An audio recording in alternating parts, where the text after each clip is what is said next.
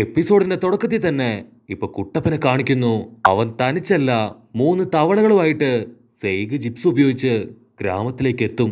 കുട്ടപ്പനെ കണ്ടുടൻ real pain ആവട്ടെ ഇപ്പൊ കുട്ടപ്പന്റെ അടുത്തേക്ക് വരും. നറൂട്ടോ ചുറ്റും നോക്കും.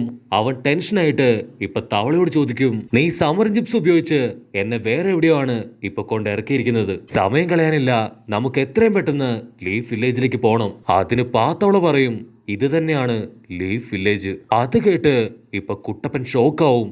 കാരണം അവിടെ ഇപ്പൊ വില്ലേജേ ഇല്ല. പാത്തവള പറയും, ഇതവര് തന്നെ മാമനെ കൊന്ന അതേ പെയിനും ടീമും. കുട്ടപ്പൻ ഒരു സെക്കൻഡ് ഫ്രീസ് ആയിട്ട് അവൻ ചുറ്റും നോക്കും, ഗ്രാമത്തിൽ ആരെങ്കിലും ജീവിച്ചിരിപ്പുണ്ടോന്ന്.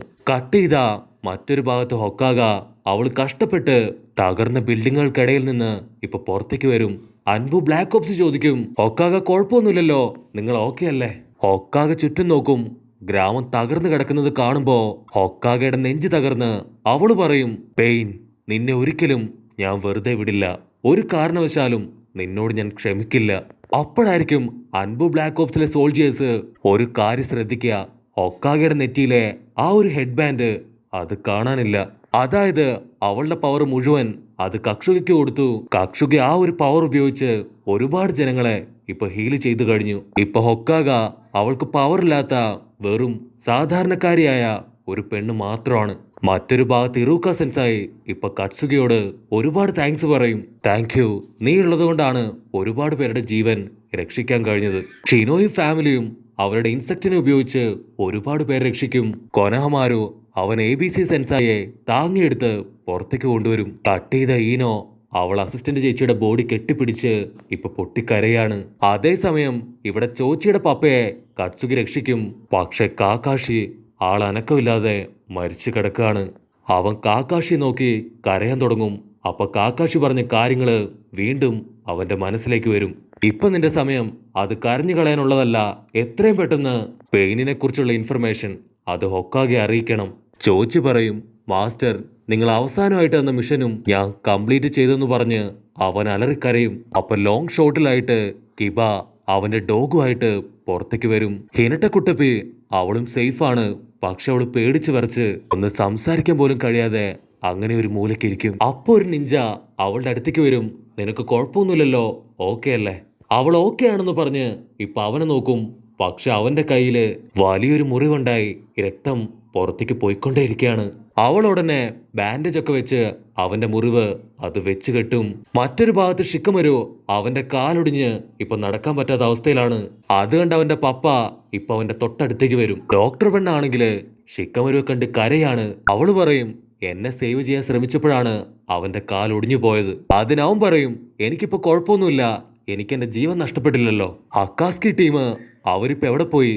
അവരെ കാണാനില്ല. ഇനിയും ലീഫ് വില്ലേജിൽ ജീവിച്ചിരിക്കുന്നവരെ കൊല്ലാൻ അവര് തിരികെ വരുമോ? അപ്പൊ ഷിക്കമരുവിന്റെ പപ്പ ആള് ചോദിക്കും, അവർക്ക് ആവശ്യം കുട്ടപ്പനെയല്ലേ?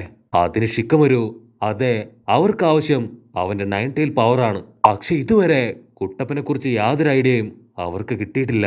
അപ്പൊ ഡോക്ടർ പെണ്ണ് അവള് നിർത്താതെ കരയുന്നത് കാണുമ്പോ ഷിക്കമരുവിനാണെങ്കില് ഇപ്പൊ ടെൻഷനാവും. സ്റ്റോപ്പ് ദ ഫക്ക്, ഞാൻ ചത്തൊന്നും പോയിട്ടില്ല, ഇപ്പൊ കരഞ്ഞോണ്ടിരിക്കേണ്ട സമയമല്ല, എത്രയും പെട്ടെന്ന് നമുക്ക് എന്താ ചെയ്യാൻ കഴിയാന്ന് ആലോചിക്കണം.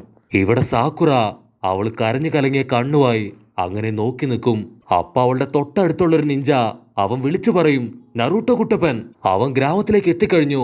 സാക്കുറ ഷോക്കായിട്ട് ഇപ്പൊ ചുറ്റും നോക്കും. അപ്പൊ നറൂട്ടോ കുട്ടപ്പൻ അവനിപ്പോ ആരെയോ ഒരുപാട് ദേഷ്യത്തില് തുറിച്ചു നോക്കാണ്.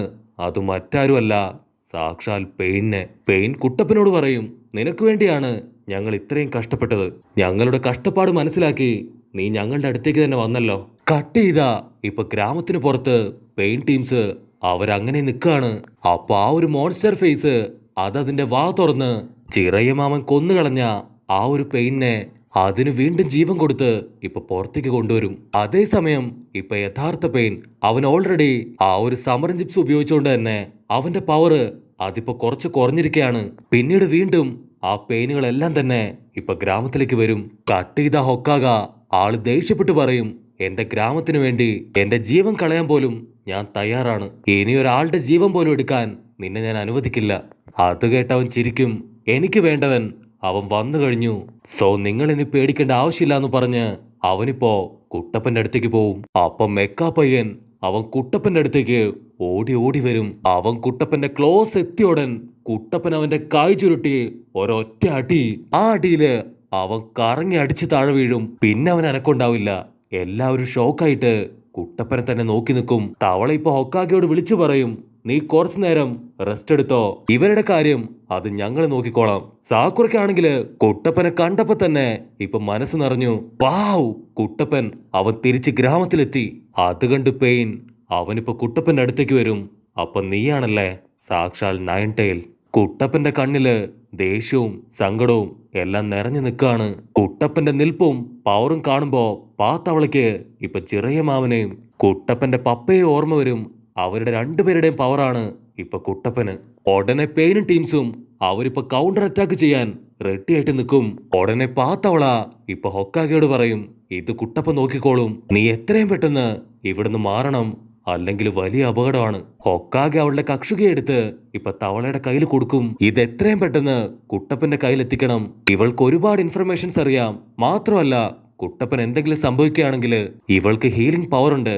തവള ഉടനെ കക്ഷുകയായിട്ട് ഓടി വന്ന് ഇപ്പൊ നറൂട്ടോയുടെ ബോഡിയിലേക്ക് കക്ഷുകയെ കയറ്റിവിടും. കുട്ടപ്പൻ അവൻ ഹൊക്കാഗയോട് പറയും, ഹൊക്കാഗ പേടിക്കണ്ട, ഇവരെ എല്ലാവരെയും തല്ലിക്കൊന്ന് നമ്മുടെ ഗ്രാമം അത് ഞാൻ തിരികെ പിടിക്കും. ഞാൻ ഒരുപാട് ട്രെയിനിങ് എടുത്ത് ആ ബ്രഹ്മാണ്ഡ ജിപ്സു അത് കറക്റ്റായിട്ട് പഠിച്ചു. ഇനി ഇവരെ തോൽപ്പിക്കാൻ ഞാൻ മാത്രം മതി. എനിക്കിപ്പോ എല്ലാവരുടെയും ചക്ര പവർ സെൻസ് ചെയ്യാൻ കഴിയുന്നുണ്ട്. പക്ഷെ കാക്കാഷി മാസ്റ്റർ അദ്ദേഹത്തിന്റെ മാത്രം ചക്ര പവർ അതെനിക്ക് കിട്ടുന്നില്ല. മാസ്റ്റർ എന്തെങ്കിലും മിഷനുമായി ബന്ധപ്പെട്ട് പുറത്തേക്ക് പോയോ?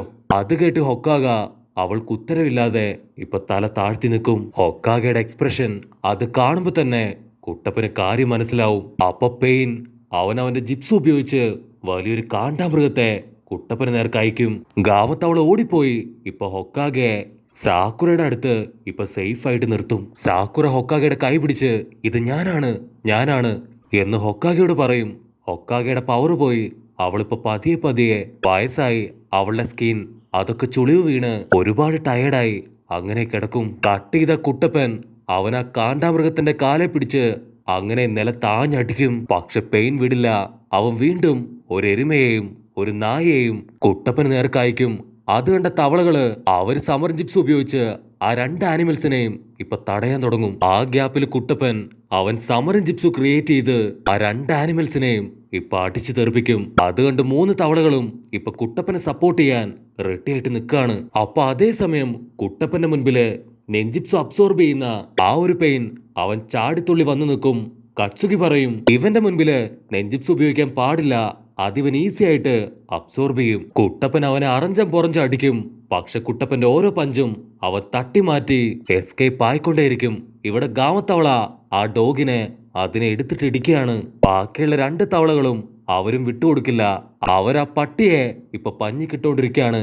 കുട്ടപ്പനാവട്ടെ അവൻ ഇൻവിസിബിൾ ജിപ്സ് ഉപയോഗിച്ച് ഇൻവിസിബിളായി പെയിനിന്റെ മുഖത്ത് തന്നെ ഇപ്പൊ ചറപറ അടിക്കുകയാണ്.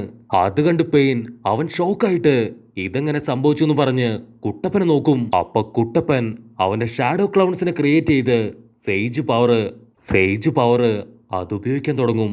അതിന് പെയിൻ പറയും, നീ നിന്റെ മാസ്റ്ററിനെ പോലെ സെയ്ഗ് പവറൊക്കെ പഠിച്ചെടുത്തോ. നിന്റെ മാസ്റ്റർ ജിറയ മാമൻ തന്നെയാണ് എന്റെ മാസ്റ്റർ. അങ്ങനെ വരുമ്പോ ഏറെക്കുറെ നമ്മൾ ബ്രദേഴ്സ് ആണ്.